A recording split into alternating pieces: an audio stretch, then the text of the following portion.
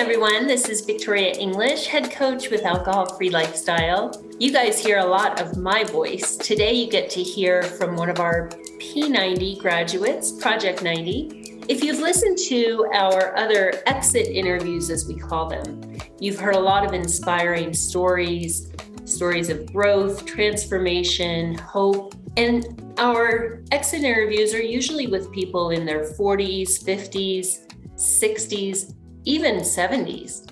Today, you get to hear a different voice. You're hearing from Dane Brown. He is one of our younger graduates. Dane is 33. He is from Old Northern New Jersey. He's married and is in medical device sales. I said, tell me a little more about yourself. You're a huge sports fan. List your favorite teams. And he said, Jets, Jets, and Jets. So obviously, Dane, on top of many, many great qualities, is a patient man. And we're hoping for a great season for the Jets. Welcome, Dane. Thanks for being here. Absolutely. Thanks, Coach Victoria. Happy to be here. Great.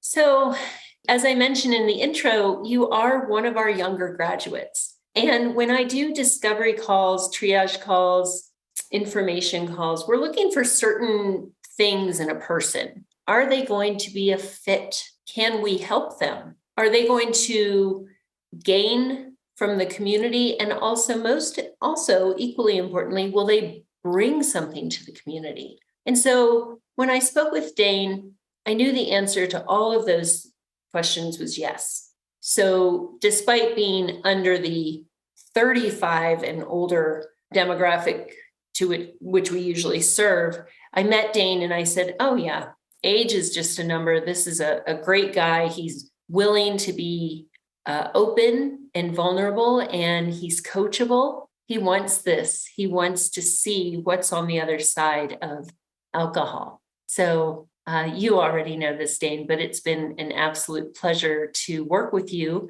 And I get to continue working with Dane in our Beyond 90 program. So let's just start at the beginning of your relationship with alcohol. Can you talk a little bit about where you learned about alcohol and when you started trying it out? Yeah, absolutely. So I'm sure for similar to, many other listeners out there, alcohol has just always seemed to be present in my life, from my earliest memories, my cousins, my brothers and I just playing waiter and waitress at holiday parties, grandparents' house, any celebration, right? Even, good times, but also the bad times as well. Alcohol just kind of always seemed to be there. And for me, my drinking habits really kind of took off once I got to high school. So that's, 15 to 20 years ago, almost now, where, I would be out at the parties as an underclassman, upperclassmen were there, and drinking was something that I could, almost do better than anybody, even at that young age, right? Mm-hmm. I was able to do the funnels, the keg stands, all that stuff.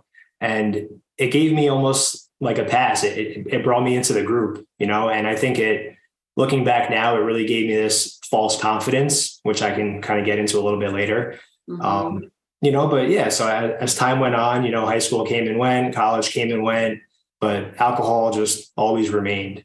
And for me in particular, my style was binge drinking. I necessarily wouldn't drink too much, Monday through Friday. I was doing all the things right. I was working hard, exercising, eating right, trying to check all those boxes. But bam, the weekends would come around and then it would be a totally different story. Mm-hmm. I think a lot of us had that sort of fun relationship with alcohol. It sounds like from the beginning, yours took off fairly quickly. Mm-hmm. And some of us partied in college, had a lot of fun, no major consequences. And then after college, we sort of put alcohol back in its place, not drinking as much. That's not the case for everyone. And for our listeners, in our program, Project 90, we talk about that. Why can some people take it or leave it at certain points of their life, and others seem to have that first experience and they're off to the races? And I'm also hearing you say that alcohol was your vehicle to acceptance, also quite common. When did you notice that, I think I'm drinking differently than people around me? Or were you not drinking differently than people around you? Yeah, that's a great question, and I think the second part of it was kind of more true for me. The people that we associate with oftentimes are the people that are most like us, right? So Mm-hmm. my friends group, yeah, nine out of 10 people were drinking similar to me, especially in the earlier years. As time went on, I did start to see where there was kind of like a bit of a divide, where I was kind of the one that would always go a little bit later than others, but Mm-hmm. that was me, right? That was my identity. I always thought Right. I could be persuasive. And it's funny, I think back to like some situations, for example, like we have St. Patrick's Day coming up, and I Mm-hmm. had this like real kind of like cheesy line where I would say to somebody, like, for example, if it was St. Patrick's Day this week, we'd be having a drink, and I would say, if I wanted to have another one and they wouldn't, I would say something along the lines of like, no worries, like next, when it's St. Patrick's Day 2023, we'll have a drink then, right? It was almost like now or never. And I was like using that as like a guilty way to try to get people to keep it going with me, And certainly as time went on, I found friends who would be able to hang with me, right? For Yeah. lack of a better word, and to kind of keep the party going. But I had some close calls, throughout times, but for the most part, things were okay, right? I mean, I Mhm. was still showing up to work, doing the best that I could, and successful, doing well at my job and everything. So from the outside, looked like everything was going well, but I knew deep down inside, and those closest to me, they knew as well that I needed Mhm. to start, Mhm. addressing what was going on. So So it sounds like you leaned into the work hard, play hard bingo. mindset. 100%. Yeah, that was my whole, that was my whole idea of what a successful person was, somebody who Mhm. could go out Friday, Saturday, stay out late, live that life, but then show up Monday morning, no matter what, ready to go and get the Mhm. job done. Right. Mhm. Now, fortunately, I have different lenses on, and I realized that whole time, all I was doing was just making that even harder for myself to do. Yes. Right. And just Yes. fighting an uphill battle the whole time. Mhm. Mhm. So you said that deep down you knew Mhm. that it was becoming an issue. For how long would you say you had that quiet internal understanding that something was off? Yeah, I would say probably like my mid 20s is when I kind of started to notice it, Mhm. because when you're still in college, like it's around you, and Mhm. there was even people in college that were drinking more than I was, right? I mean, I was, again, Monday through Friday, I was, dialed in, focused, doing my thing, and then the weekends would come around and I would, I guess, let loose. But once I got to my mid 20s, I kind of started to notice that some of, people close to me, they weren't necessarily drinking as much as I was anymore. And Mhm. I would just always kind of continue further into the night, more so than I should have. Mhm. Yeah. So mid-20s until 32. Did you join us at 32 or 33? At 33. I'll be 33. You 34 in haven't had your August. birthday yet. Not Okay. yet. Yeah. Right. What happened? What was because as you said, and this is so common, especially in our community of high performers. I've done an episode on why high performers can have a harder time getting this relationship with alcohol behind them, Mhm. because it sounds like you were young, you were still able to get things done, you have a good career, you got married. You could have, it sounds like, kicked this can down the road. I'll speak with members, and members who come in their 40s, 50s, and they'll say, "Oh, I've struggled with this since my 20s." So it sounds like you could have gotten away with that or not. It's a gamble. But on the outside, it looked doable. So why? Why at 33? Yeah, that's a great question. I would say two things. First and foremost, I think throughout my 20s and early 30s, like I knew something wasn't right, and Mm-hmm. I wasn't performing necessarily at the best that I could have been, but I Mm-hmm. never pinned it to alcohol. I always looked for other areas that I could maybe work to improve on. And I mean, all you need to do is walk down the like self-help area at Barnes and Uh-huh. Nobles, and like you'll hear and see so many other things that you can work on in your life and improve. Right. So I was doing so many other things. I was trying different exercise routines. I would learn to meditate. I was eating different, waiting for the next superfood to come out. Right. I was doing all these other things, but I never removed alcohol from my life. Right. So that was a huge part of it. And then, oops, yeah. That I think that is something to really reflect on. I'm Mm-hmm. speaking to the listeners right now. Gotcha. Oh, If you're listening to this and you recognize yourself in what Dane just said, and I'm going to ask you, Dane, what you think about it, but I hear this all the time. I lived it, Dane lived it. If you're looking for the next thing that is going to fix you, what does your inner voice say? Is your inner voice really saying, you need more kale? no. You need to meditate more. What was your inner voice whispering to you, Dane? Yeah, if I really am honest, it was whispering, you need to do something about your drinking habits. Mm-hmm. 100%. Mm-hmm. I think that's a really important thing to touch on. And I say it with compassion. Everything I say is with compassion, but that's something that is going to hit home with our listeners. You can't out yoga, you can't outrun, you can't out nutrition, you can't out Mm-hmm. green juice that voice. Did the voice start to get louder and louder? Yes, it did. It started to Mm-hmm. get louder and louder. And I just kept experiencing, more and more situations where, I would genuinely go into them, not trying to ever let it get to that point, but it always seemed to find a way to get there. Right. Despite my best intentions. And that was kind of my second answer or my second part to your question earlier. Yeah. So I mean, there was a specific example and it's personal, but I think sharing it can, maybe help out the listener. So I'm more than happy to share it. But it was last Thanksgiving. Everything was great. The weekend was awesome. My wife and I had a great time with family, eating lots of great food, watching the football games. Like it was awesome. Sunday came around and the Jets were playing. They had a home game. So I have season tickets. So of course I was going to the game. And Uh-huh. the last thing, and this is like always ingrained in my mind, because the last thing my wife said to me as I was walking out the door was, don't ruin the weekend.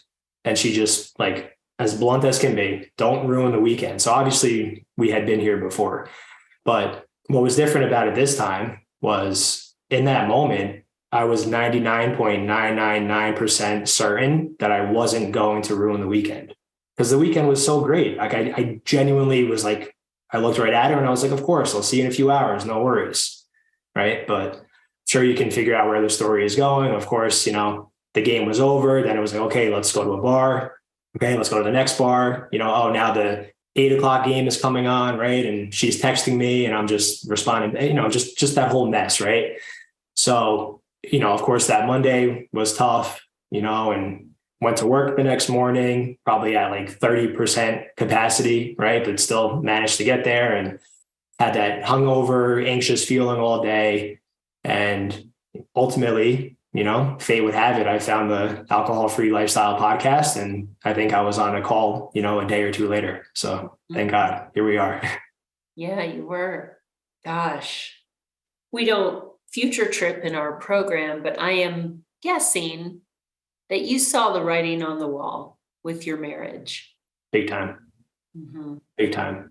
Yeah. There's, only so much that a person can take, right? No matter how much they love you and want, want what's best for you. But, we have to make the changes, right? So, Mm-hmm. and that was a huge motivating factor, as far as why I found myself in this program as well. And, not just specifically between my wife and myself, but, we don't have kids at this moment, but they're certainly in our plans. And I was like, you know what, if I'm, having a tough time managing this right now, like this is something that I, you know, must be taken care of before kids Mm-hmm. are in the picture as well. So that's been a huge motivational why for me also. Mm-hmm.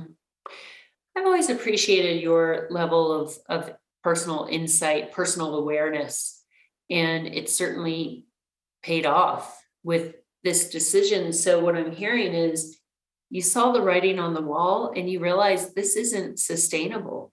It's not sustainable in creating and maintaining the kind of marriage that we both want. It is certainly not how I want to, the condition I want to be in when we bring children into the world. Right. What a gift. Absolutely. What a gift. What a gift it is. And my wife even said to me, I don't know if it was last night or 2 nights ago, but she was like, do you realize like how long of a time it's been since we've had an argument based off of your drinking? You know, and of course, life still happens. So believe me, we have our moments like we all do. And, life is still stressful, but I still wake up some mornings just like with a grin on my face because I'm like, man, it literally has been 100 days since any problems have risen in my life due to my drinking. Yes. And like that is just something I'm going to protect at all costs because it's just like there's just so much power in that. And I'm just so grateful for it. I admire that about you. You have, and you and I have talked off the record also about your values and your faith and your commitment to family. I know how important those things are, and that you could realize alcohol was robbing you of all those things and then move into action is very admirable. And you made that decision, you joined us, and you leaned in. You took that trust fall with us. And I'm always grateful for those people who do that. And you've brought so much to the community. You've been just a great member and a member of our team. You cheer people on. You've been vulnerable when things are up and down because, yeah, just for our listeners, life still happens. And what Dane touched on about, every relationship has its ups and downs. You might have an argument here or there, but I compare it to not pouring gasoline on the fire. We have our ups and downs, but it's just us being human, being in a relationship with another human being with their moods and things like that. And so it's all fixable, right? It's all fixable. At some point, going out till all hours after a Jets game, that's not fixable. Other things, fixable. Mm-hmm.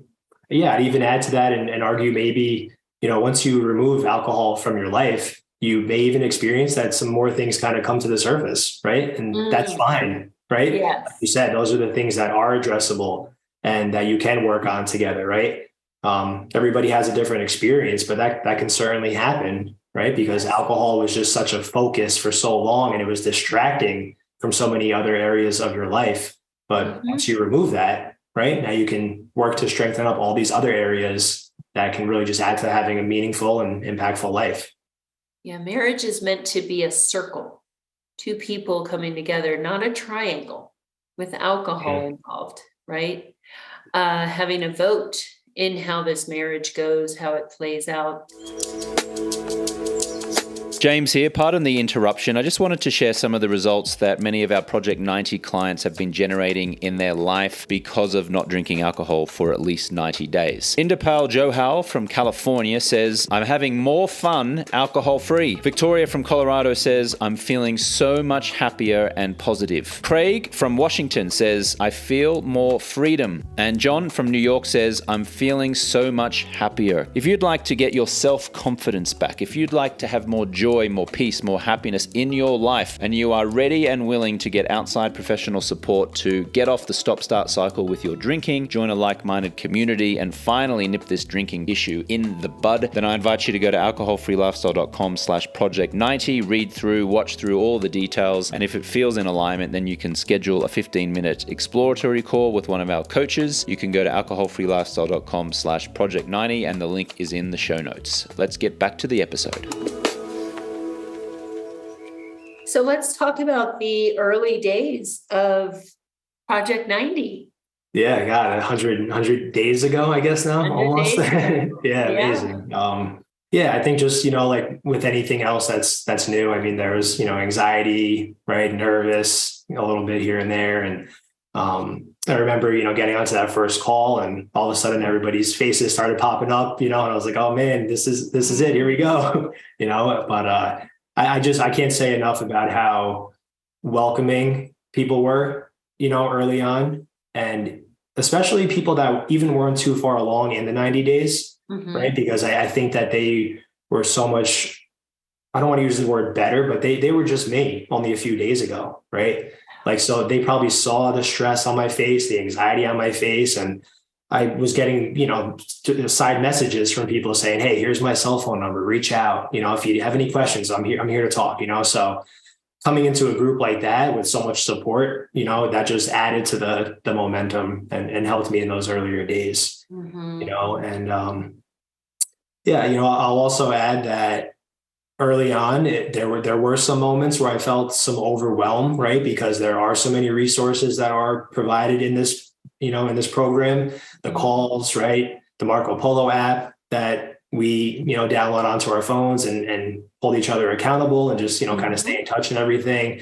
So, again, life is happening. We have all these other obligations, but you want to go all in on this and get the most out of it, right? So, it was a little overwhelming in the beginning, right? But your advice and Coach Sarah's advice, was just like sometimes like, hey, if you need to just, pump the brakes a little bit, like that's totally fine. We'll be here when you're ready, that sort of thing. So, Yes. so that was super helpful in the beginning as well. And I appreciate the kind words you said before, just about, showing up and everything. But really the motivating factor behind all of that was I came to realize that, yes, this really is a group of high performing individuals. Right. And I was like, man, if I want to, if I want to hang out with these people, right, and be in this group, I better come ready to play and step up to the plate, so I was just trying to level up the whole time as well. So that was motivating me along the way. I get it. I get it. Yes, we do. We form such a connection in there.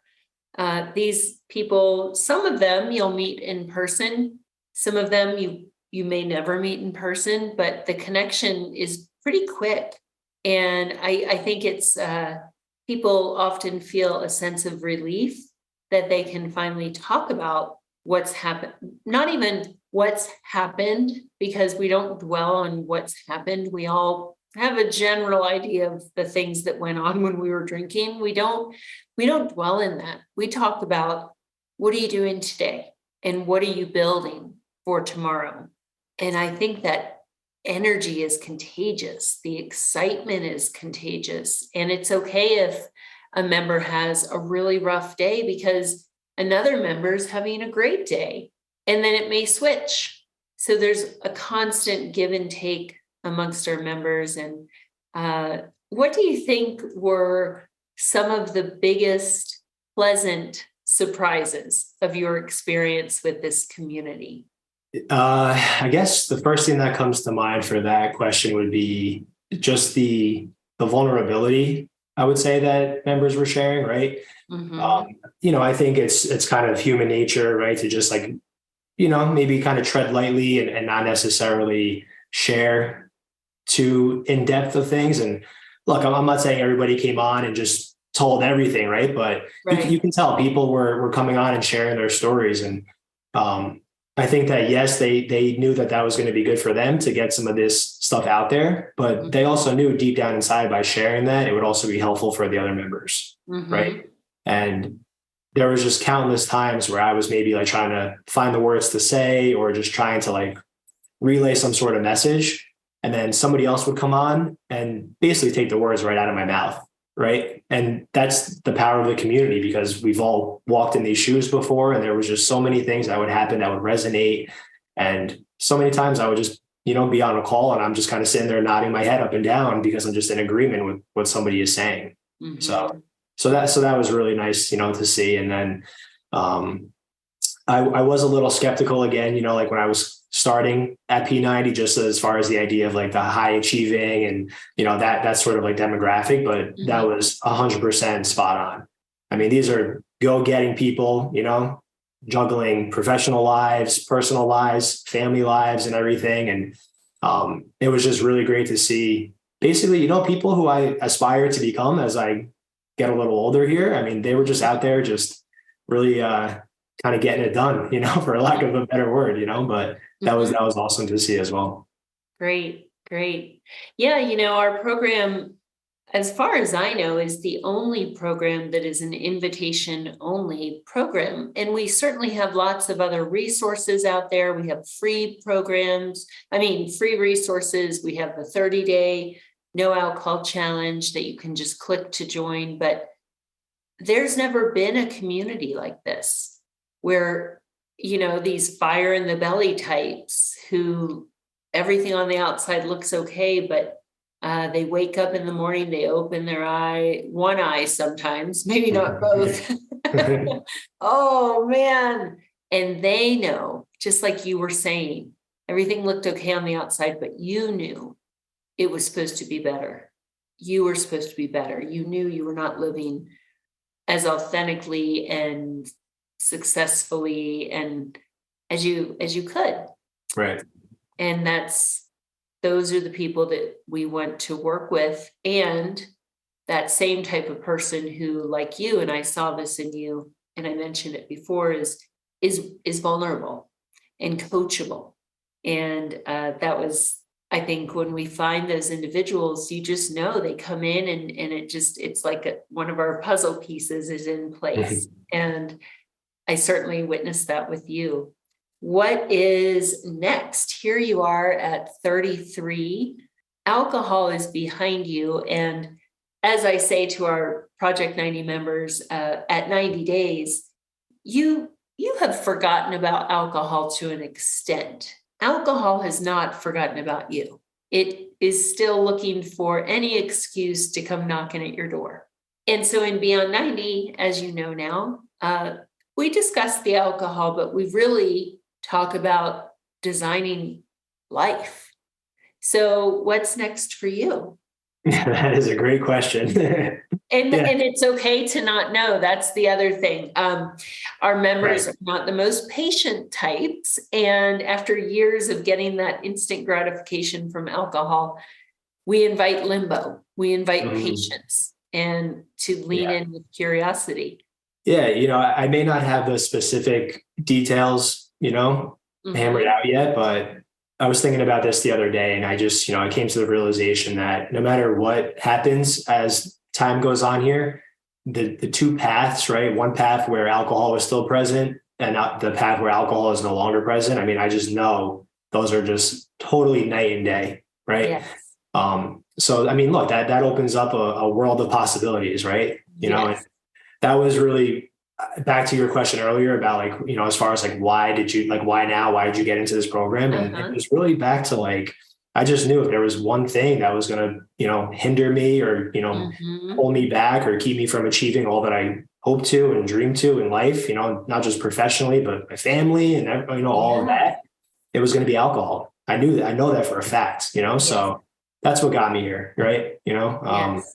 But yes, as far as what's coming down the road, I have some bucket list items, that I'm hoping to, knock off the list. And again, I'm just taking it one day at a time because every day waking up without that hangover, and without that anxious feeling and, feeling like you're already starting off the day, like 2 steps behind, right? Not having that anymore is just a blessing in and of itself, enough to keep me going down this path.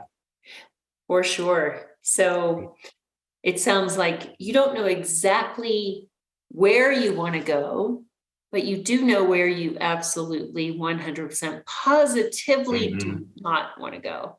Absolutely. That's a great way to put it. Yep. Exactly. I love it. And look, that's enough. That's enough. I don't know exactly what I want to do next.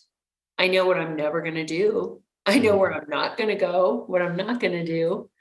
And that's enough. And I love what you said about, just, gosh, I don't know, but it's going to be great. And I believe that 100% with you, Dane.